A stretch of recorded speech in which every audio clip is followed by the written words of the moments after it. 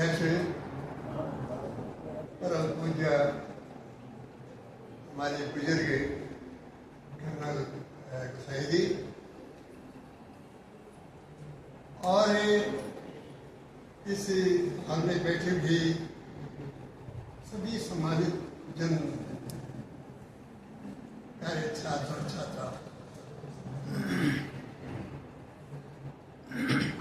बहुत से विचार यहाँ पर सुनने को मुझे मिले और बहुत ही चाव से हम लोगों ने सुनी। बहुत ध्यान से बच्चों की बातें हमने सुनी है, लेकिन मैं बच्चों को खास कर कहना चाहता हूँ, बेटो, जीवन में विचारों की शक्ति महान होती है। विचारों से ही जीवन तो बनता ही है, संसार का नक्शा भी बन जाता है। इसलिए खासकर छात्र छात्राओं जो कि समाज की निधि है, देश की निधि है, उन्हें स्वयं अपनी ओर अपने आत्म साक्षात्कार करना चाहिए कि जो उनसे आगे बुजुर्ग हैं यदि ठीक तरह से नहीं संभाल पाए तो बच्चे हमारे सक्षम हैं, उनकी शिक्षा ऐसी है उससे हम अपने को संभाल सकते हैं। बेटो, हमारा उत्तराखंड जो महान नैतिक आदर्श आध्यात्मिकता का जन्म स्थान रहा है, जिसकी धरती में हमारे ऋषि मुनि, त्यागी, तपस्वी और मनीषी स्वतंत्र रूप से विचरण करते थे, जिनके ज्ञान और विज्ञान का लाभ सारे विश्व को मिलता था, जिस भूमि को ऋषि भूमि, देवभूमि, मोक्ष भूमि, पूर्ण भूमि के नाम से पुकारा जाता है, जहाँ जिसकी आत्मा में सत्य का दीपक हमेशा जला करता है और उसकी आत्मा उज्जवल नक्षत्र की ओर देखती है। रोम रोम में जिसकी ईमानदारी भरी हुई थी, जिस उत्तराखंड के घरों में कभी ताली नहीं लगती थे, आज वही उत्तराखंड विनाश और पतन के कगार पर है।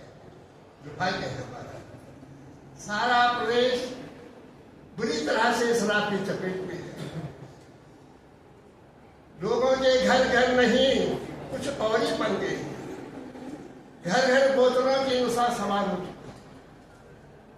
चाहे लोगों के पास खाने के लिए रोटी न हो, तन ढकने के लिए कपड़ा न हो, रहने के लिए झोपड़ी तक न हो, बच्चों की शिक्षा और स्वास्थ्य के लिए सुविधाएं न हो तो न हो, कोई चिंता नहीं है। लेकिन शराब का बोलबाला, शराब की बोतलें घर घर में चाहिए हो, चाहे कुछ नहीं चाहिए, कुछ नहीं। घर घर में रावणी रावण दिखाई दे रहे हैं, दुर्योधन तो शासनों की भरमार हो चुकी है, चिंता नहीं है। माँ बहनें बहुत परेशान हैं, इतनी दुखी हैं, इतनी परेशान हैं कि अब क्या बताएं। उनके दुख को सुनने वाला कोई नहीं है। क्या अपराधीकरण की प्रवृत्तियां समाज में देख रहे कितनी बढ़ रही हैं। कुरीतियों की जड़ें कितनी गहरी हो चुकी है, उखाड़ने की शक्ति किसी के पास नहीं है। क्या करें, मजबूरी है। यदि इस पर अभी भी समय है, यदि हम लोगों ने काबू न पाया तो बेटो याद रखना, भारत की सारी आध्यात्मिकता का नाश हो जाएगा, समाप्त हो जाएगी आध्यात्मिकता, और जो सदाचार पूर्ण जीवन है उस जीवन की समाप्त हो जाएगी। लोगों की धर्मों के प्रति जो सहानुभूति है सब नष्ट भ्रष्ट हो जाएगी और सारे ध्येयवाद का समाप्त हो जाएगा। तब क्या करोगे? इन सबके स्थान पर फिर भ्रष्टाचारी देव और शराबी की देवी ही राज्य करेगी। केवल धन इनका पुरोहित हुआ, शोषण अन्याय की पूजा पद्धति होंगी। बेटो, इतने खतरनाक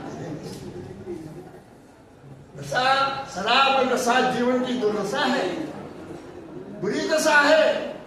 बुद्धि का नाश करती है, शरीर का नाश करती है, आत्मा का नाश कर देती है। एक ढांचा खाली एक खप्पड़ जिसको बोलते हैं, खप्पड़ ही खप्पड़ रह जाता है, इसे काम कर रही है। इतिहास इस बात का साक्षी है, मुगल साम्राज्य का पतन बेटो इस शराब के कारण से हुआ था। इसी शराब ने मुगल साम्राज्य को खत्म किया। चीन का राष्ट्रीय गौरव अफीमखोरी के कारण से नष्ट भ्रष्ट हो गया था। और प्राचीन काल में मिस्र, यूनान, रोम के जो शक्तिशाली राज्य थे सब समाप्त हो गए, शराब ने खत्म कर दिया।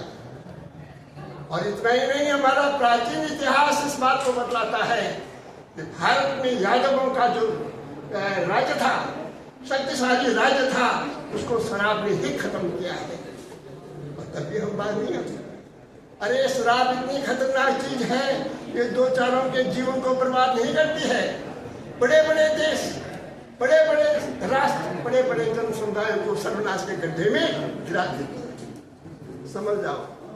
इसलिए सावधान, बच्चे हमारे देश की निधि है, राष्ट्र की मुस्कुराहट है। ऐसी कलियां हैं जो विकसित होकर के फूल बनेंगे। अरे हमारे बच्चे अपने माँ बाप के सहारा है, उनकी बड़ी बड़ी आशाएं हैं, देश की निगाहें हैं। इस देश के भविष्य के निर्माता आप हैं, भाग्य विधाता है। मेरे बेटो, इस समय तुम्हारा त्याग तपस्या का जीवन है। तुम अपने जीवन को शुद्ध और समृद्ध करो, अच्छे वातावरण में करो, तो ये शक्ति मिलेगी, तभी इस देश का कल्याण होगा। वरना कल्याण नहीं, सर्वनाश होने वाला है देश का। खासकर मैं इस अवसर पर अपने नौटियाल जी को, सुभाष नौटियाल जी पत्रकार हैं, बहुत बहुत धन्यवाद देना चाहता हूँ कि आप जिस मन से, जिस तन से इस बेड़ा को उठाए हुए हैं, हमारे बच्चे आपकी रक्षा करेंगे, आप इस कार्यक्रम को आगे बढ़ाएंगे। मुझे आज पूरा विश्वास है, पूरा विश्वास मंच के माध्यम से कह रहा हूँ कि आप सारे उत्तराखंड में इसकी महक को, इस आंदोलन को, इस क्रांतिकारी जो आंदोलन है, इसको आप पहुँचाएंगे। और यहाँ पर हमारे सम्मानित, यहाँ पर जयंत के संपादक भी बैठे हैं। मैं उनसे अनुरोध करना चाहता हूँ कि आज आप देहरादून से यहाँ इस कार्यक्रम के लिए आए, वो देहरादून से यहाँ पहुँचे हैं। मैं उनसे अनुरोध करना चाहता हूँ कि आप इस कार्यक्रम को आगे बढ़ाने में पूरी शक्ति के साथ काम करें, पूरी शक्ति आपको चाहिए। यहाँ पर नवयुवक हमारे मयंक कोठारी ने जो कहा है, एक नवयुवक के मुंह से जो वाणी निकली है बहुत तेजस्वी है। आज के समय में ऐसे होनहार नवयुवक बहुत कम दिखाई देते हैं। बोलते कुछ है, करते कुछ है, उनके अंदर ये भाव कुछ नहीं है। जो कुछ है सक्षम है, करते भी हैं, बोलते भी हैं, निभाते भी हैं, अपने संस्कार भी है। इसीलिए ईश्वर ने उनको शक्ति दी है। मैं उसके मंगलमय जीवन की कामना आप सब बच्चों के साथ करता हूँ, सभी बच्चों के साथ मैं आपके मंगलमय भविष्य की कामना करता हूँ बेटा। क्योंकि शिक्षण संस्थाएं प्रकाश और ऊर्जा के महत्वपूर्ण केंद्र होते हैं, जहाँ बच्चों को एक नई दिशा मिलती है, नई शक्ति मिलती है, नई ताकत मिलती है। उनको मानवता संपन्न बनाया जाता है ताकि वो समाज हित के, लोक हित के, कल्याणकारी कार्यों को कर सके आगे चल करके अपने जीवन में। मुझे भरोसा है कि हमारे बच्चे पूरी शक्ति से, पूरी ताकत से आगे बढ़ेंगे। और खासकर यहाँ पर कहा आगे कि समाधान क्या होगा, कैसे होगा। गांधी जी के पास क्या था आप देख लीजिए। गांधी जी के पास न सेना थी, न साम्राज्य था, न शस्त्र थे, न फौज थी, न कुछ नहीं था। एक शक्ति थी। क्या थी? क्या शक्ति थी उनके पास? प्रबल इच्छा शक्ति, चिंतन शक्ति, संकल्प शक्ति थी, जिसके आधार पर ब्रिटिश राज्य को उनकी उस शक्ति ने परास्त किया है, टक्कर ली है। इसी धोती में खाली नंगे धड़ के शरीर में खड़ाऊ पहने हुए हैं और एक रंगोटी पहनी हुई है और ऊपर से चादर डाली हुई है। और वहाँ अंग्रेज कह रहा है नहीं भाई तुम हमारे यहाँ नहीं सकते इस भेज में, तुम टाई कोट पहन के आओ।